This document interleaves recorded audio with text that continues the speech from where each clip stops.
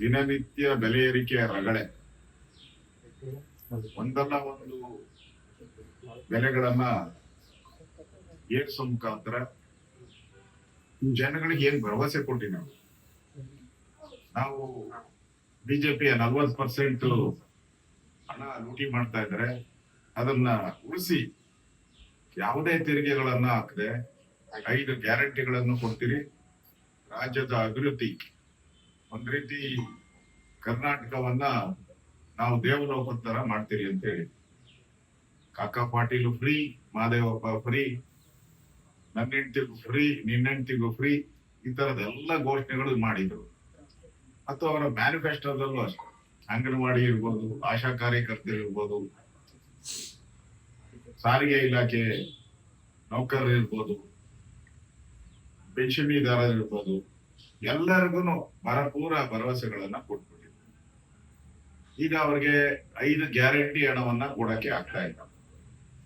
ಪ್ರತಿ ತಿಂಗಳು ನಿಮ್ ಮನೆ ಬಾಗಿಲಿಗೆ ಅಂತ ಹೇಳುದು, ಪ್ರತಿ ತಿಂಗಳು ನಿಮ್ ಮನೆ ಬಾಗಿಲಿಗೆ 2,000 ರೂಪಾಯಿ ಬರುತ್ತೆ ಅಂತ ಹೇಳುದು. ಈಗ ಯಾರೋ ಮಂತ್ರಿ ಹೇಳ್ತಾನೆ ಏನದು ಸ್ಯಾಲ್ರಿನ ಪ್ರತಿ ತಿಂಗಳು ನಿಮ್ ಕೊಡಕ್ಕೆ ಅಂತ ದುರಾಂಕಾರವಾಗಿ ಮಾತಾಡ್ತಾರೆ. ಯಾವ್ಯಾವ ಎಲೆಕ್ಷನ್ ಬರುತ್ತೆ ನೋಡ್ತಾರೆ. MP ಎಲೆಕ್ಷನ್, ಜಿಲ್ಲಾ ಪಂಚಾಯತ್, ಈ ತರ ಏನೇನ್ ಎಲೆಕ್ಷನ್ ಬರುತ್ತೋ ನೋಡ್ತಾರೆ. ಆ ಎಲೆಕ್ಷನ್ ಮುಂಚೆ 3 ದಿನಕ್ಕೆ ಮುಂಚೆ ಈ ಹಣವನ್ನ ಬಿಡುಗಡೆ ಮಾಡುವಂತದ್ದು. ಅಂದ್ರೆ ಎಲೆಕ್ಷನ್ಗೆ ನೋಟ್ ಕೊಟ್ಟಂಗೆ ಇರ್ಬೇಕು, ಎಲೆಕ್ಷನ್ಗೆ ಲಂಚ ಕೊಡ್ತಾರ ಇರ್ಬೇಕು. ಆ ರೀತಿ ದುರುಪಯೋಗವನ್ನ ಮಾಡ್ತಾರೆ. ಇದರಿಂದ ಅವರ 5 ಗ್ಯಾರಂಟಿ ಸ್ಯಾಂಟಿಟಿ ಏನಿತ್ತು ಅದು ಮಣ್ಪಾಲ ಆಗ್ತಿದೆ. ಹಣ ಹೊಂದ್ಸಕ್ ಆಗ್ತಾ ಇಲ್ಲ. ಈಗ ಅದಕ್ಕೆ ಕರ್ನಾಟಕದ ರಾಜ್ಯದ ಜನತೆ ಮೇಲೆ ಒಂದೇ ಬಾರಿ 70,000 ಕೋಟಿ ತೆರಿಗೆ. ಇವೆಲ್ಲ ಲೆಕ್ಕ ಮಾಡಿದ್ರೆ ಅವ್ರು ಹಾಕಿರುವಂತ ತೆರಿಗೆ, ಹಾಲು, ಆಲ್ಕೋಹಾಲ್, ಬಿಯರ್, ಮೆಡಿಕಲ್ ಫೀಸು, ಆಸ್ಪತ್ರೆ ಫೀಸ್ಗಳು, ಸಾರಿಗೆ ದರ ಹೈಕ್ ಮಾಡಿರುವಂಥದ್ದು, ಸ್ಟ್ಯಾಂಪ್ ಡ್ಯೂಟಿ 500% ರೈಸ್ ಮಾಡಿದ್ರು. ಇಷ್ಟೂ ಕೂಡ ಲೆಕ್ಕ ಮಾಡಿದ್ರೆ ಸುಮಾರು 60,000 ರಿಂದ 70,000 ಕೋಟಿ ತೆರಿಗೆಗಳನ್ನು ತಲೆ ಮೇಲೆ ಹಾಕಿದ್ದಾರೆ. ಯಾವಕ್ಕೋಸ್ಕರ?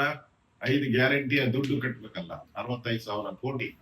ಅದನ್ನ ಮ್ಯಾಚ್ ಮಾಡಕ್ಕೆ 65,000 ಕೋಟಿ ಏನು 5 ಗ್ಯಾರಂಟಿಗೆ ಹಣ ಬೇಕು, ಅಷ್ಟು ತೆರಿಗೆಗಳನ್ನ ಹಾಕ್ಬಿಟ್ಟಿದ್ದಾರೆ.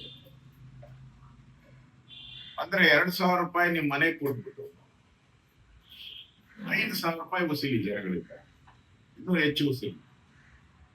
ಅಂದ್ರೆ ಇವ್ರು ಕೊಟ್ಟಿದ್ದೇನು? ಇವತ್ತು DK ಶಿವಕುಮಾರ್ ಅವರು ಹೇಳಿದ್ದಾರೆ, ನಾವು ಬೆಲೆ ಏರಿಕೆ ಜನ ತಾಳಕ್ ಆಗ್ತಾ ಇಲ್ಲ, ಅದಕ್ಕೆ ನಾವು 2,000 ರೂಪಾಯಿ ಕೊಟ್ಟು ನಾವು ಜನಗಳಿಗೆ ಸಮಾಧಾನವನ್ನ ಕೊಡ್ತಾ ಇದ್ದೀರಿ ಅಂತೇಳಿ. ಅಲ್ಲಣ್ಣ, ನೀನು ಬೆಲೆ ಏರಿಕೆ ಮಾಡ್ಲಿಲ್ಲ ಅಂದ್ರೆ ನೀನ್ 2,000 ಕೊಡೋ ಪ್ರಮೇಯನೇ ಇರ್ಲಿಲ್ಲಲ್ಲ. 2,000 ಅವಶ್ಯಕತೆ ಏನಿತ್ತು? ನೀನ್ ಕೊಡೋ ಅವಶ್ಯಕತೆ ಏನಿತ್ತು? 2,000 ರೂಪಾಯಿ.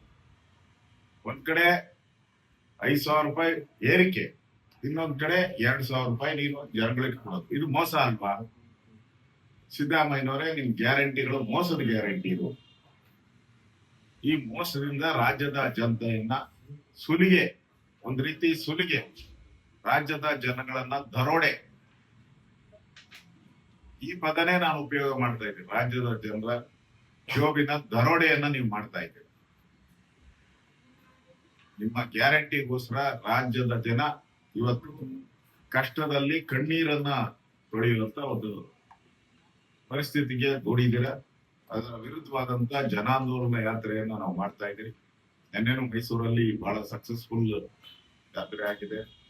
ಇವತ್ತು ನಾನು ಹೋಗ್ತಾ ಇದ್ದೀನಿ ಮಂಡ್ಯದಲ್ಲಿ, ಅದಾದ್ಮೇಲೆ ಹಾಸನ ಮತ್ತು ಕೋಡೂರು, ಇಷ್ಟು ಕಡೆ ನಾನು ಪ್ರವಾಸಕ್ಕೆ ಹೋಗ್ತಾ ಇದ್ದೀನಿ.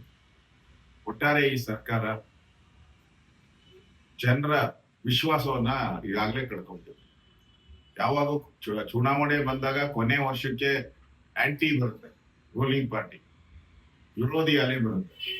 ಈ ಸರ್ಕಾರಕ್ಕೆ ಬಂದು 1 ವರ್ಷದಲ್ಲೇ ಆಂಟಿ ಅಲೆ ಶುರು.